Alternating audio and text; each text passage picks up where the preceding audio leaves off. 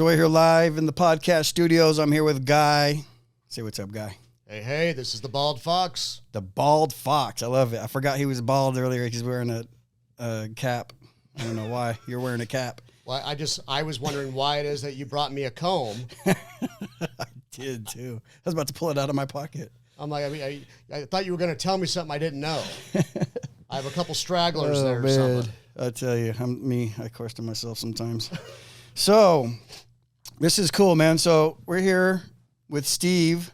This guy is amazing. He's got all his cameras, and like I was telling you, he just moved into the office across from me, and I'm trying to get kind of aligned with him and see how each other work, and it's been cool. This guy's on point. Like, we were talking a few hours ago, right after you left, and then I was telling him what was going on, and we're trying to build the Bald Fox for you and get some more content, out of doing cool stuff like this, just taking our time out, and then this could be used for a lot of content to market, in the future for the Bald Fox.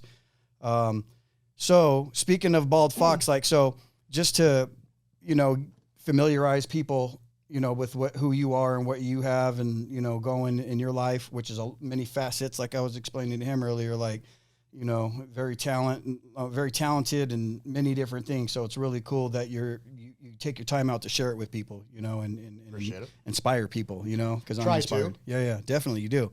So tell us about the Bald Fox.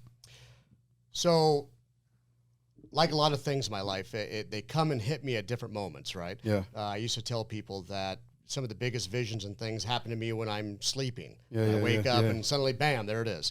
Same thing happened with the Bald Fox. Okay. Suddenly I woke up one morning and I said, that's suiting. So I've now started to create this brand for the Bald Fox, which represents knowledge, which represents education, creating topics and being a part of people's lives. Yeah. Because there's a lot of things that people are afraid to talk to or do that the Bald Fox isn't. Yeah. Oh, that I definitely agree with. You've been on a few podcasts. He goes pretty wild. Well, and that's the thing and look, I understand that there's a lot of controversy out there, and some people may get offended by content. Right. But if people actually listen more, they'll see that the Bald Fox is equally as compassionate and wants to help, to grow, to spread love. But also there's real things that people need to hear. They need to feel. Yeah. And I think that the Bald Fox creates that vessel for people to be able to engage with and for me to share my experience and knowledge in some of those areas. So, so you do loans, you're a movie producer, you're, dad, I'm sure, husband, man, so you have all these different facets, and then actually at a business too. I know you have an office somewhere else where you guys do a lot of business. I mean, tell us, what is your life like, and how does it fit into the Bald Fox, or the Bald Fox fit into it, kind of both? Well, the Bald Fox, again, it's really taken a life of its own. Yeah. I'm watching the Bald Fox grow daily and where it could add to some of the other things that I do. Yeah. I have been a real estate lender and investor and things of that nature for years. Yeah. That's kind of where I built my foundation. Yeah. That also allowed me to grow into other industries. Nice. It was 13 years ago that I had the opportunity to branch into entertainment. For me, I always wanted to be an actor when I was a child. Yeah. I couldn't pursue it then for different reasons, but I always vowed that one day I'd find my way back in. You still down to do it or what? Man, come on. We were just talking about doing a movie. He wants to write a movie or he has one and wants to put me in it. Dude, let's do a movie. I'm down. Are you? Yeah, absolutely. Dude, I totally want to do one, yeah. Here's the thing, is that over my career, when I started out, I don't know if you ever remember the movie Friday with Debo. Yeah, okay, well, of course. Well, Tiny Lister was his name. Okay. He was a good friend of mine. All right. And I managed him for a while on some certain things. Debo? Yep, Debo. Hey. Yeah, rest in peace. Tucking your chain. That's it. And I told him that, my experience of wanting to be an actor and that. So years ago, he called me up one day and said, "Guy, I got something for you. Grab a suit, come out to LA." Okay. And I was like, All right. So I go out there. To my surprise, he casted me in a role in an all-black, faith-based movie where I play a racist mayor. Oh, damn. And let me just tell you, after I said some of those lines, oh, man, I'm like, God, I hope this thing never comes out. Lord, I don't want to be pegged like that. You're walking around the set, like black people looking at you. Oh, man. At a certain point, they go, okay, we get it. I'm like, all right, got it. That's cool. But, it inspired me. Yeah. Because now I just did something that I've always wanted to do. And what did he do? He then casted me for another movie that flew out to Oklahoma, and I played an FBI agent in that film. Oh, what?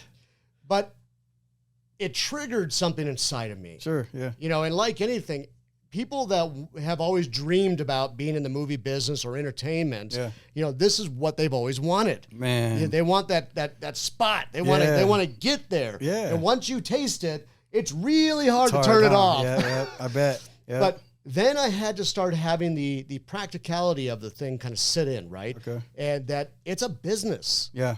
I mean, it's a legitimate business. Yeah. And people don't realize that when you make a movie, there's so many dynamics and things that go into it. Yeah. One of the biggest things is that there's movies made every year, that thousands of them. Yeah. Problem all kinds of film festivals and all. Yeah, everything. Yeah, I'm sure. And what's crazy is everybody essentially goes, "Oh, I'm going to make a movie and it's going to make millions of dollars." Yeah. Sure. Yeah.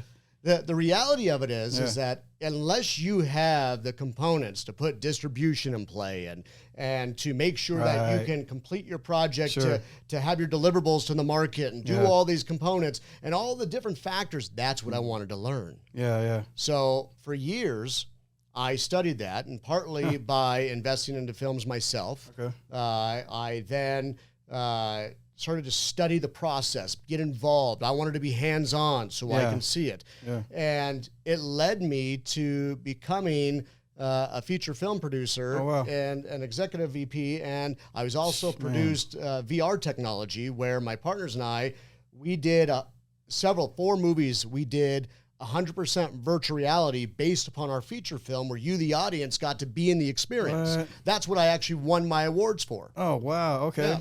That's amazing.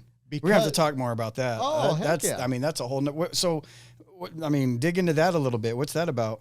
So on the VR side? Yeah. All right. So it's crazy that VR's actually been around for a long time. Yeah. But I don't think anybody knew how to... What is it? I don't even... So virtual reality. Oh, okay, yeah. Okay, so you put like the goggles? Yes, okay, yeah. Okay, yeah. But the old school VR technology, the glasses, you put them on and they would make you kind of dizzy. Yeah. The glasses have become so much more advanced now. Yeah. I mean, I've had them on. Yeah, they're crazy. Yeah. And then my bonus daughter, she's her cousin like punched her in the face. She was like got up or something, and he had them on, and boom, punched her in the face. Yeah. It's crazy. When you really get into the technology, there's some experiences where you put on the glasses, and they have you in these kind of like sets. Okay. And they have one in LA. And you go in there and you literally see a bomb coming, and all of a sudden it goes, and it's like you feel it and everything. Yeah. Then next thing you know, you get up and you're coming through smoke and you see debris. Yeah. Well, what's crazy is in virtual reality, you think you're lifting pieces of planes and doing all this stuff. That's in crazy. reality, when you took your headset off, it's a set where it's like a piece of wood. And But in reality, you're seeing this whole different world. Is that kind of like when I went to Universal Studios, and it's like, it seems like you're like moving and going everywhere, but it's really just this thing moving around. It's like, and you're watching the screen, but this is just more visual though. Right. Yeah, so you're talking about more of a screen interaction, kind of like Transformers. Dude, it feels real. Oh, 100%. Like, it's crazy. Because they're promoting movements with visualization, Dang, right? Imagine when that starts coming into homes, like little cubes you can get in, little ball you can climb into, and just whatever it does. It takes me back. So he talked about being a movie buff and stuff on this. Okay. Well, I always tell people and reference back to Demolition Man. Yeah. Okay, that movie came out. That was badass. And if you think about Demolition Man, when it was made, and then take it and adapt it to today. Sure. Let's think about it. In Demolition Man, they had electric cars. They were all run. The gas cars were underground because those were the outcasts, right? Yeah. They self-drove and everything else. Then, if you remember the famous scene where Sandra Bullock and Sylvester Stallone, she's like, "Oh, do you want to interact?" And so he sits down and he puts on. He's like, "What's going on?" And he puts on these glasses and he was like, "Oh," and it was like this whole experience, right?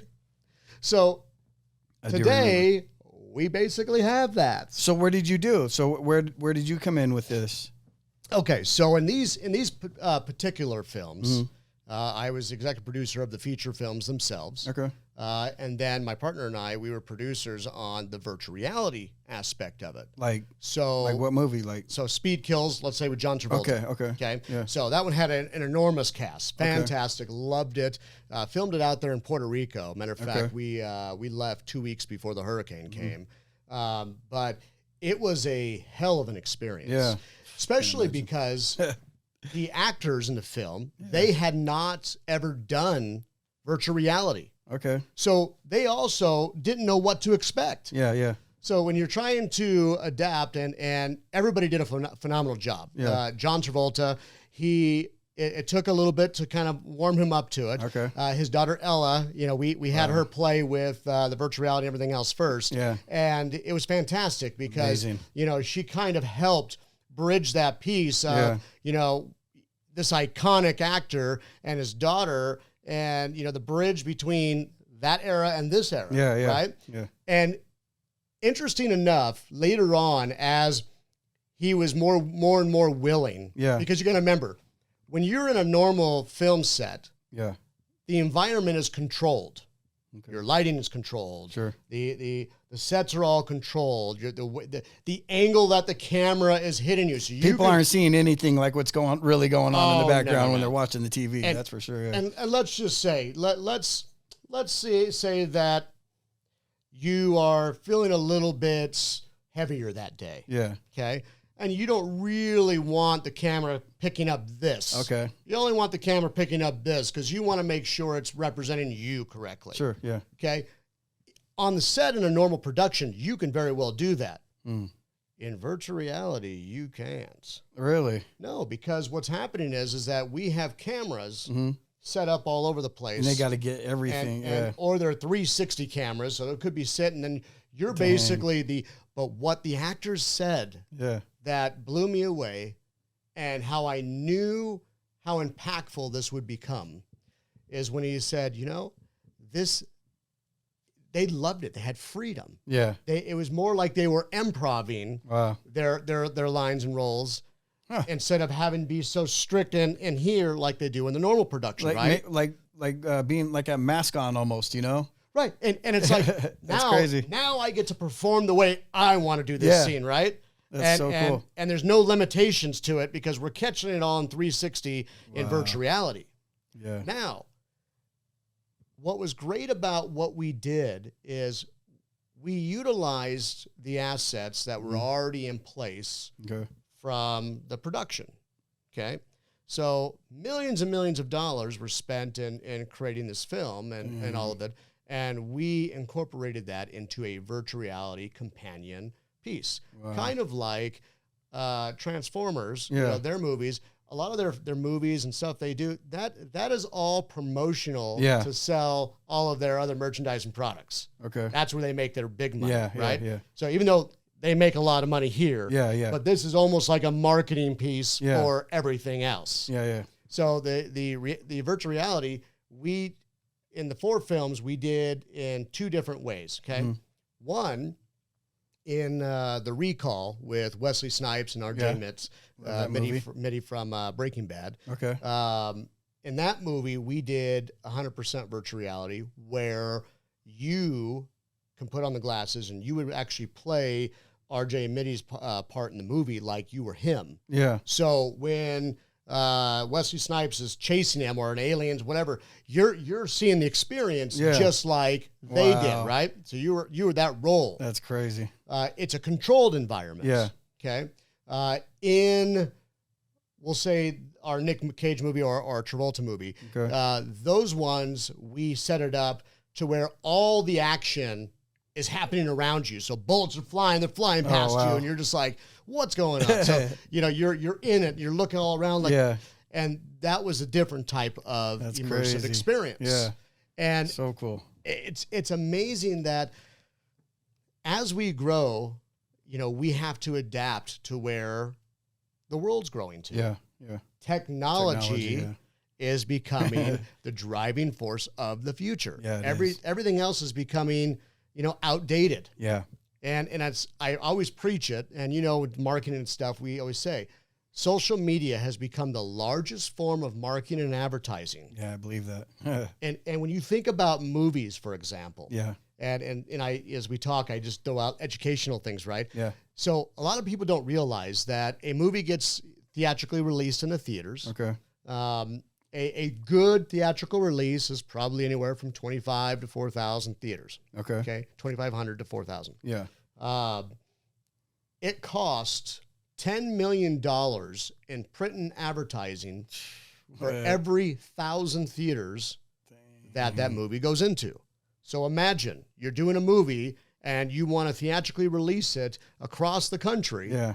In 2,500 theaters, that is $25 million on top of the budget. That's crazy. Just to market and advertise to try to drive in your revenue. People don't know what really goes into releasing a movie. That's they crazy. have no idea. Yeah. Wow. And that's the thing. And imagine some of those movies, we did not only the regular production of it. Okay. We did the virtual reality production of it. All right. And back then, a lot of people, it didn't really catch on. I think it still has an opportunity to, but it was called Barco Escape, or we'll call it a 3-screen experience. Yeah. So for a while, LA Live and some of the theaters across the country, they would have this 3-screen experience. Okay. So when you went in, you imagine you're in the theater and the screen goes like this. Yeah. Well, the way it worked is they brought the same size screen that you're seeing in the middle of the theater. Yeah. They brought these 2 other ones that connected, right? And different things could be happening on the screens. Yeah.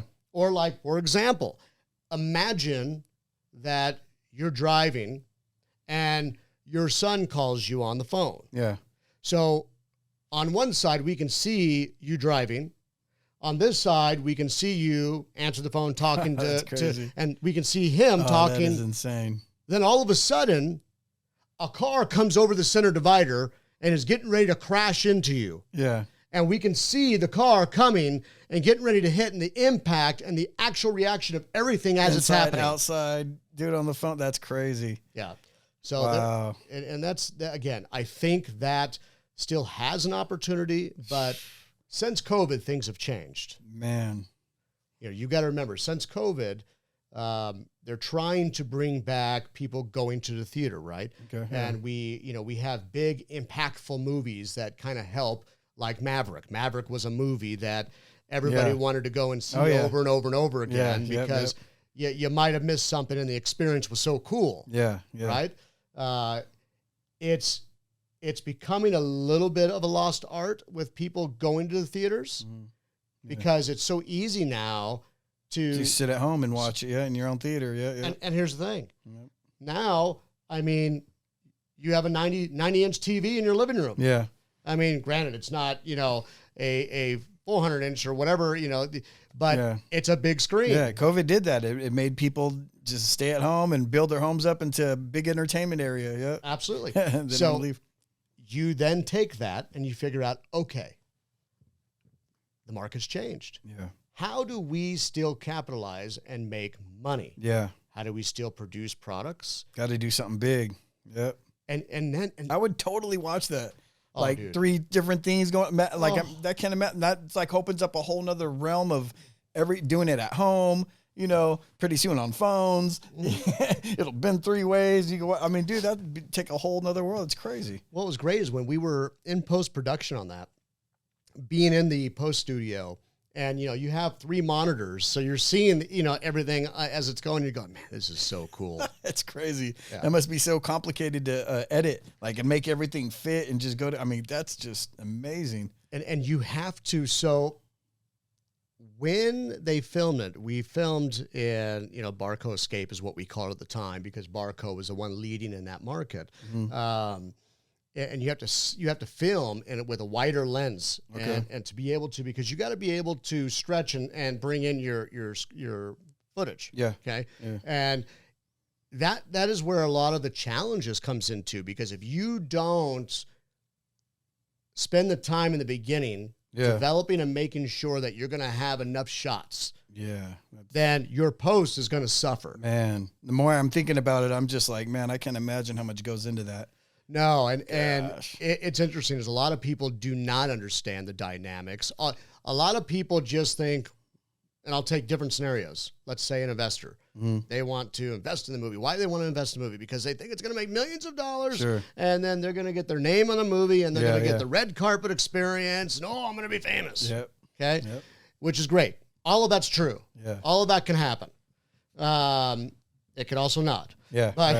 But again, here's the thing, is that when you get down to it, some people, they just put in money. They don't realize the dynamics to it, or they do their part of it. Some people just write. They don't understand the dynamics of what.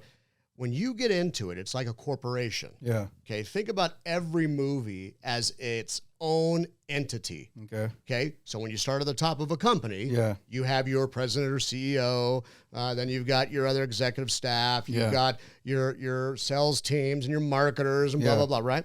Same thing. You have your producers. Yeah. Those producers are the ones that option or hire the writers or whatever to create the content. Okay. They hire the director that's going to then direct your movie. Wow. They then have to start hiring all of this, the individual, the associate line producers, the casting director, which is going to help you get your talent, and then your talent. And then you get down to the camera crews and all of the different components. Yeah. Then they also have to sit there and do the contract with whatever post-production. So did all this go into Friday? Into that movie Friday? It doesn't seem that complex in that movie. What do you mean? Really? I don't know. Okay, but think about it. Yeah. So, let's break down. Yeah. Right now. Yeah. Somebody had to come up with the concept. Yeah. Then they had to have it written into a script. Yeah. Then from there, they had to put down their deck and how it was all going to lay out. Then they had to hire talent and stuff like that. Yep. Yeah. It's all written down. How many pages a day are we going to shoot, and how are we going to do it, and who's going to play what role? And you got to remember, think about your scenes. Yeah. Now you have to cast. I was just sold that it was this low budget, and he made so much money, but again, yeah. So then we take a movie. What was it? Paranormal. Mm-hmm. That was a low budget movie. Then it took some extra money to get it through post and so forth. Or the Blair Witch. And then all of a sudden, boom, these ones were just phenomenons. Yeah. Okay. That is what people get in their mind of, I can do that. Yeah, yeah. Okay. Let's come back down to planet Earth. Yeah, right. Okay. Here on this Earth, that is an anomaly. Yeah. Okay. It does happen. I see. But it's a rarity. Yeah, one of those things. Okay? I get it, yeah. The reality of it is that you take a movie, and we'll just take any big blockbuster movie, okay? Mm-hmm. We'll just call it $100 million budget. Yeah. Okay? That's a big boy budget. Yeah. Okay, those are studio films. Yeah, that's huge. Okay? Yeah. Studio films. And when you get into that realm, you'll notice that the studio, again, they have their producers, they have all the fundamentals of how they're doing it. And you then are looking at, okay, where do they film it? Why is that important? Because we get tax incentives or tax credits. It's either a tax credit or a cash rebate, depending on where we film. So if you go and film in, say, Georgia or Alabama or something, you might pick up a 30% tax break, 25 above, 35 below, blended out, and a cash rebate. And that covers your budget. So, for example, we did a movie. The budget was $5 million and change. Okay. Before we even filmed the movie, we had pre-sold some of the foreign territories. Okay. For $2.5 million. We then took some of the cash rebates and credits, and we banked those. And just between those components, we had already covered our budget on the movie. We haven't even started filming yet. Oh, man. Now, what's amazing about this is a lot of people don't ever see that. Yeah. they say, oh, well, it doesn't really show that your movie really made money. Really? And then you sit there and you go, well, hold on. Well, we pre-sold those territories. You don't see those because those are our foreign numbers. But if they report, then you'll see them. And you don't see, the tax credit and stuff that we minimized it. So you may think that even though our movie was a $5 or $7 million budget, we only really had to equity position it for $1 million. But we covered that on our distribution deals. Wow. So there's so many different components that go into this that is really every single film is its own business, its own company. That's crazy. That's way out. And it just goes on and on, right? Because royalties and so there's always business being done down the line with it. Yes. So that is your residuals. Wow. And usually, depending on all of my films, mostly all of our films were bonded. Which basically we did that prior. We secured our financing. We showed that, what the budget was going to be to a bondable company that basically said, yes, you guys can make this movie under that budget. Because what happens is if you don't, then the bond has to kick in and pay for that difference to make sure that film gets delivered. People start getting mad. Oh, it's a bad day. Oh, man. Luckily, we've never had a film not get delivered. Nice. So every one of our films have been delivered. Many of them went theatrical. Yeah. That's what actually allowed me to get nominated into the Producers Guild of America. So I'm a PGA film producer. Nice. And you have to have a couple movies that have been theatrically released in major metropolitan areas. Can you talk about them? Like which movies have you been around or done? Or what have you produced? So some of the movies early on, some of the smaller ones that were kind of fun. You'll laugh on this one. So Kiwi's Big Adventure. No. The World Thumb Wrestling Federation. Okay. Wow. So one of my friends, he created this. It's a mockumentary, right? Okay. And absolutely hilarious. Yeah. So in that film, I play a character by the name of Papa Brussel. Okay. I was the. Oh, you were in it. Yeah. Okay. I was the all champion, thumb wrestler. Yeah. Okay. I ended up having a heart attack and dying in a match. All right. So my kids were going on to, get back the title from this character that had this just enormous thumb. I mean, really, it looked like a giant turd. It was, but it did. It was crazy. Yeah. His name was Bert. Rest in peace, Bert. He passed away not too long ago as well. Just a wonderful, wonderful human being. He was a pleasure to be around and work with. But that was a fun movie that I did, right? Yeah. It was a small budget. It was fun. That particular group, I also did another movie with them called School Spirits. What was great about that film, it was I believe the budget was like $800,000. Mm-hmm.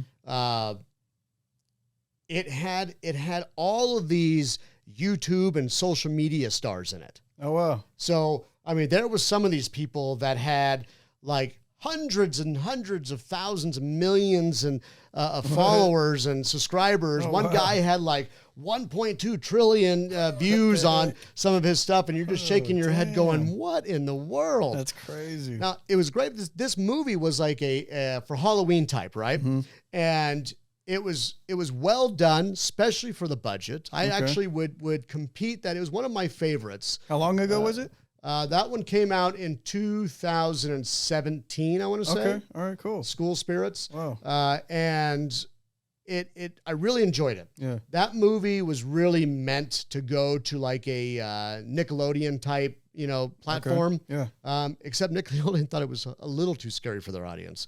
I'm like, really? His daughter will like it. His daughter likes scary movies. Wait, I'm gonna show you some of the stuff he's done. It's awesome. Okay. Yeah. All right. So this is what's interesting. If you go back general, what am I trying to say? Just the generations of our lives, right? My parents, my mom would never watch a scary movie. Okay. You know that. Tell my wife if she's not trying to. And again, people even in our era, they don't want to watch scary movies. Yeah. And some of them are dappering into it, right? Yeah. But I'll tell you what, this younger generation, they love it. They're like, it's crazy. Let's see if you can fuck me up. Yeah. I mean, they want you to come and try to see if seen it all. Man, I'm like, oh, okay. So and it's crazy because as you go back to like Blair Witch, which was still our generation. But some of these other ones, you go, okay, so they're hard to get distribution, or they were, because horror was just a tough genre. Yeah. Okay. And a lot of times in horror films, you don't need to have a big star in it. Yeah, right. So they usually don't have a big star. The guy with the mask is the big star. Right. Yeah. And that's the thing is, though, when you go and you're trying to pre-sell foreign territories on a horror film, it's really hard to get value because they don't know what you really have, right? I see. It's not one of those genres where I can't sell them with like a big name or something, right? Right. Yeah. And because that's usually your anchor for foreign. And that's why when you actually... You're saying actors. I'm sorry. Actors, yeah. Okay, yeah. Yeah, so when you're going into the foreign market, they look at, who's your cast. I see. Yeah. Okay, so this person's valued at, you get somebody, and I'll just give you an example. You go, okay, if I get somebody like, and I'm going to use him because he's now no longer acting, but I loved him. If you get somebody like a Bruce Willis, right? Yeah. And you go, okay, if my movie's, it's $8 million, I've got to spend X on him, but I know I'll get 12 to 15 million. Having him attached. Yeah. Well, now you can start to build a formula, right? And like Transformers, you'll see on there, and it'll say it'll say foreign 350 million. Yeah. Well, that's because they pre-sold those territories for 350 million based upon the title, their actors, and everything else. Yeah. So in horror, man, it's a bit different. Okay. But the world's changing. Yeah. So they're getting more into that genre or whatever. Right. So the genre is definitely becoming more popular because generationally, I said that wrong. We're I can't say that word either. I don't know why it wasn't. I never seemed to have an issue rolling before, but it's not rolling right now. We're getting into that where that's our audience. Yeah. They want the scary stuff. They want the funny stuff. A lot of the they need to be shocked now. It's like everything's just got to be so like outlandish. And think about it. Yet they're so offended over everything. Everything's got to be shocking, but I'm offended by everything. Right. Right. On our next episode. Yeah, man. But again, if you really think about it, it's true. And that's why a lot of people go to the festivals and everything, obviously to promote their stuff and so forth. But you're also trying to get an idea of where the market's going. Yeah. And if you stay in tune, it's not the love stories that, we all saw over the last 20 years, is not necessarily what today's looking for. Okay. Yeah. I don't know if that means that we're just losing the romantic ability of our young generation or what, but, it's... Dude, we're just... losing like everyone's callous to everything. Well, yeah, because think about it. Crazy. Everything is right here Nothing now. Nothing is shocking, yeah. I mean, you don't have to work. You don't even have to go out and date in person anymore. Crazy. We got apps for everything. Okay, so check this out, man. So here's what I'm trying to figure out. Like, so you do mortgages, so now what? Like you're passionate, you're so passionate, you've done so much in this industry, but then you have these other businesses as well. So, what's going on? Like, what are you trying to do? Like, what's your plans or future? Are you where you want to be? I mean, I know you're where you want to be, but you have other aspirations, I'm sure, or I don't know. Yeah, I'm nowhere where I want to be. Yeah. Okay. But it's a process. Okay. And the reality of it is that over the last few years, I have taken some enormous beatings that I've had to fight through, and most of which I've overcome, and. I hopefully here I'll succeed in getting past all of it, right? Yeah. And part of it, and I'm sure a lot of people will be able to relate to this. Yeah. When you go through certain things, you become fearful of certain things. Stepping back out there and the exposure of things that have happened and how you deal with certain things. You know, as human beings, we need to grow. Yeah. And in order to grow, you have to look at what's happened. You have to figure out how to evolve. And you also have to face your own fears and things and get back out there. Yeah. I'm at that point right now where I'm trying to get back out there because I have been locked up and afraid of doing things for so long. Yeah, because some of the hits you took. And even in some rights continue to take. Yeah, sure. But even though it can be damaging and I still have a gift. Yeah. Many of them. And thank you. Many of them, yeah, thank definitely. You. Yeah. And I need to start figuring out how to recover. And I'll never recover from what's happened to me. Yeah. And at some point, people will hear the story. But sure. But to answer your question is that, obviously in the world of mortgage and real estate,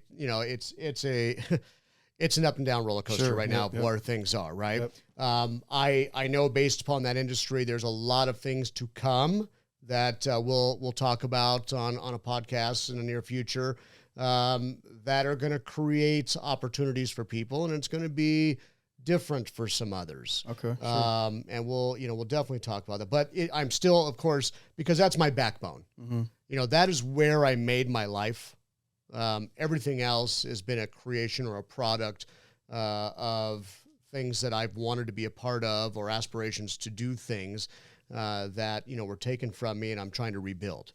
So what were you doing first, mortgage or the movie industry? No. I was, so when I was 16, I was working for a publishing company.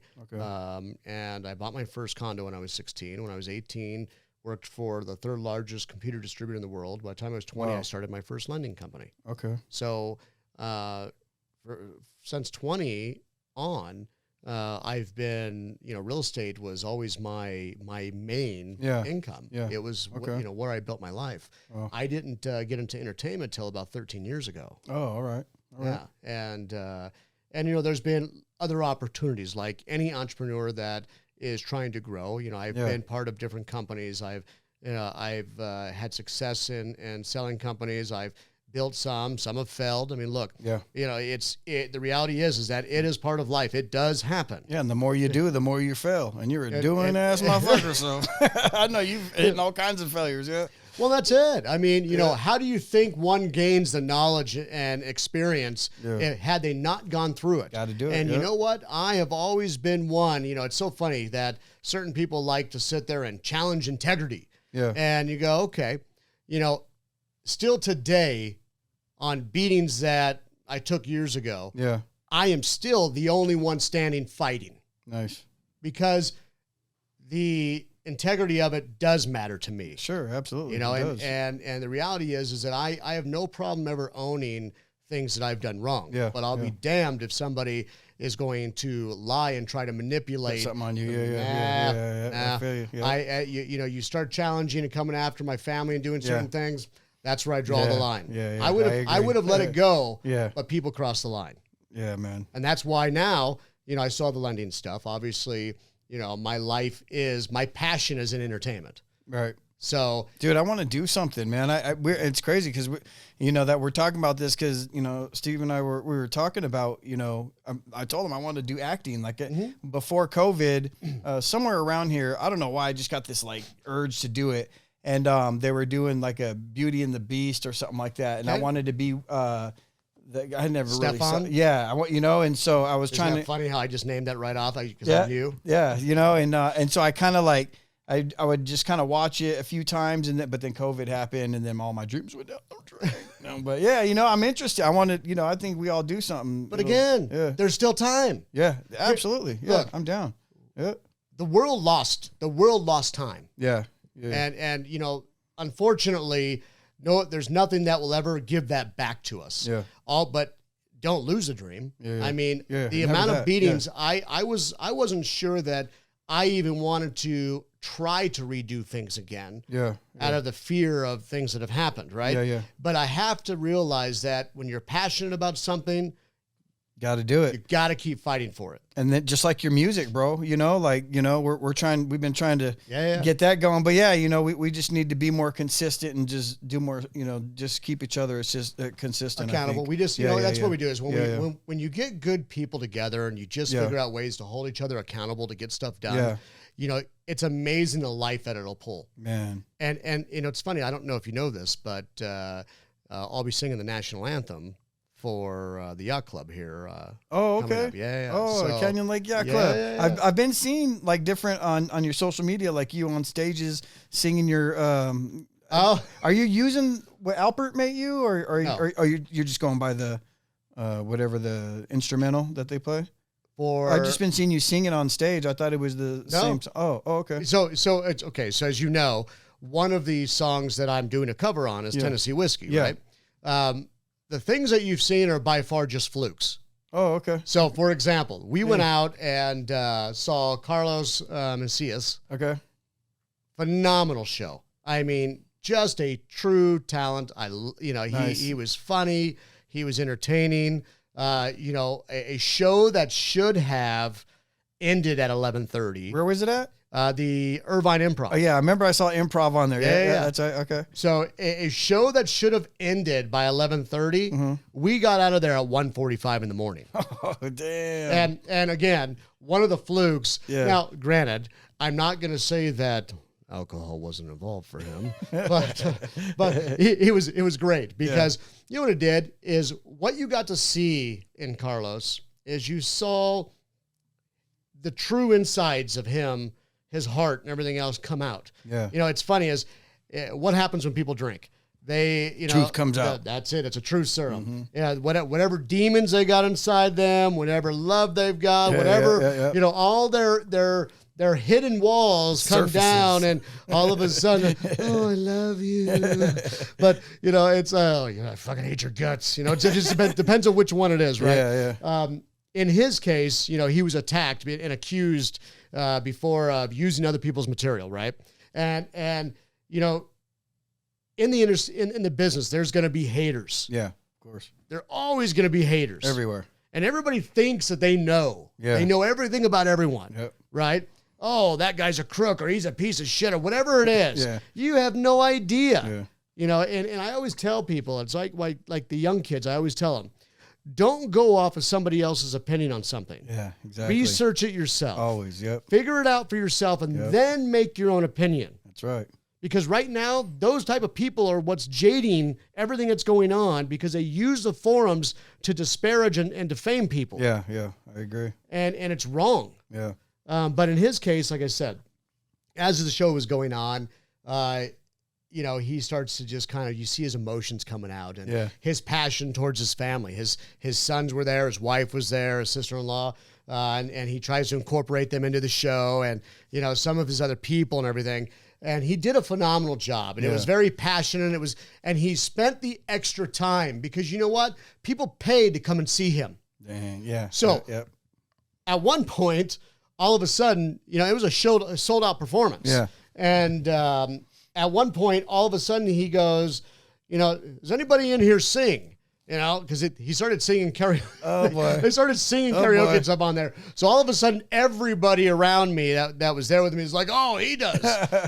Here we go. Yeah. So, you know, without further ado, I go up and I'm on stage for probably a good half hour with him. Nice. And, you know, I did Tennessee Whiskey and you know, he was interacting with his kids and other stuff in there. Cool. And I end up closing out the show for everybody to leave with My Way by Frank Sinatra. Hey. Woo. So it was a good experience. It was fun. Good job. Right on, man. Yeah, I saw it. It looked like you guys, I was like, where's my invite at? I'm part of that song. No, but yeah, I you know, I follow you on, and I see you around. And I think there was one other time you were singing. We went out to a friend's 50th birthday party. Melissa, such a sweet woman, loved her to death. And they had an event, and because they both sing karaoke pretty regular, so they incorporated that into. We need to do a karaoke night here too, man. I'm telling you, bro. We need to. I love music. I love, when you're here doing music, with Albert and recording your stuff, and we got to see that stuff through. Yeah. We got to make sure, but we need to have a night in here, do like a little karaoke night or one of these, places around here. Yeah, that'd be a blast. Well, it's funny because they do it. They had a pretty good sound system where you saw the one that I sang at, and everybody in our group, for the most part, pretty good singers. Oh, okay. So we brought some people with us that hadn't seen any of us sing before. They didn't, okay. they didn't know us like that, right? Oh, nice. And all of a sudden they're like, oh, great. So now, we're supposed to go up there and follow you guys. You guys are supposed to leave the karaoke to us non-professionals. And it's funny, as a lot of people say, oh, if you sing professionally, you shouldn't karaoke. But you know what? It's like, for me, I just love to sing. Yeah, yeah. So why not give me an opportunity to go out there and have fun with you? Yeah, I've been to some karaoke's where people are just blowing like, man, professionally. I'm just like, gosh, damn, but I still go up there. I mean, I'm not, why not? It's for everybody. But, and here, what I always tell people about karaoke, it's not about if you're good or bad. It's about you getting up there and expressing yourself, That's it. Right? Yeah. The fact that you're willing to get on stage in front of somebody and sing. Having some fun. Because we become fearful of the things that we want to do. Yeah. You got to face it. It controls us. Yeah. So let's talk about one more thing. Sure. Pick one. Another one of your businesses. I know. Your podcast coming up. That's what we need to talk about. So you're, again, talking about many facets. So what are just like 4 or 5 of, some points of what is going to be your podcast about? The Bald Fox, right?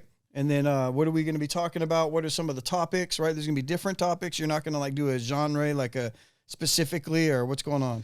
So what I'm going to do is the Bald Fox, again, is going to have a wide range of series. Okay. We'll call them series. Yeah. Okay. And one of the series that the Bald Fox is going to do is the raw truth of relationships in today's world. Okay. And when I talk about this, I'm talking raw, because the reality of it in relationships, we're in a dating world with apps and all these things and all of these expectations. You're talking man and yes, man but and woman. Not like families. You're talking not relationships in Broadway, but correct. Dating type. Okay. Dating. Okay. Yeah, dating. Yeah, dating. got it. Yeah. Now remember, part of that also will probably tapper into your upbringing and things, because that leads into how we actually do things today, nice, right? Yeah, I like that. But I want the raw truth of perspectives from women and their expectations today, and how men now are today based upon those factors and how we interact. Yeah. Because there's a whole dynamic that both sides see and are missing that needs to come out. I hear my wife has a large group of female friends, and I have a large group of guys, and we all interact. And so I get to hear so many dynamics of all of these online dating experiences. And that's awesome. And it's the raw truth, okay? Yeah. And I want that series to really adapt. And I'm going to have guest stars on that are going to represent both sides of the window. Got to. You need to get some people in here, man, and do your podcast. Trust me, that one right there, it might get hot. Yeah. I know it's going to. Well, we're going to have to figure out if we're going to have like a referee or something. Oh, man. And I might be hitting that button. Some sounds. There you go. So, and then now there's another series where I'm going to talk entertainment. Yeah.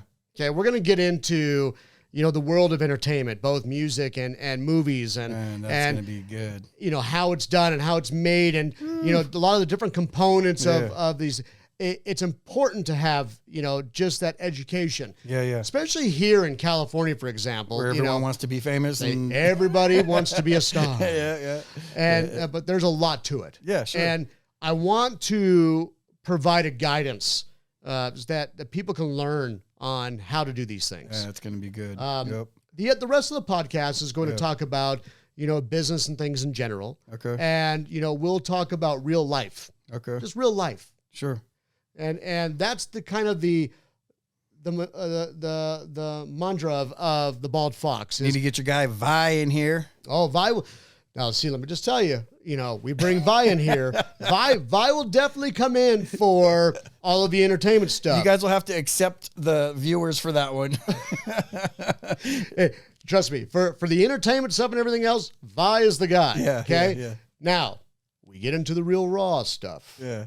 He might not want to attend because he is very passionate about his opinions, and we want everybody to love him equally. Sure. Yeah. Right. Yeah. We get it. Well, cool, man. Let's wrap it up. I mean, this was a good session. I appreciate it. And appreciate it. And I'm looking forward to doing more of these. I think we should do more of these too between the two of us. Sure. And get the Bald Fox, off the ground. And, we're going to put some stuff together for you and try to come with a good foundation. I mean, you have somewhat of a foundation. You've come in here and do a few of them, right? Sure. We've done a couple. You did one with Vi. Mm-hmm. But I think it all proved to me that you need to do like more, definitely you feel it. Yeah. So cool. Right on, man. Thank you for coming. Podcashed Studios. We're here with Guy, Griffith, Anthony, Garibay, and Steve. What's your last name again? Miranda. He's on the cameras.